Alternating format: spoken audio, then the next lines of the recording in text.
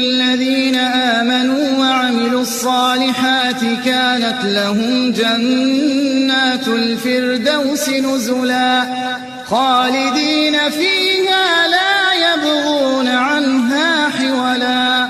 قل لو كان البحر مدادا لكلمات ربي لنفد البحر قبل أن تنفد كلمات ربي ولو جئنا بمثله مددا قل إنما أنا بشر مثلكم يوحى إلي أنما إلهكم إله واحد فمن كان يرجو لقاء ربه فليعمل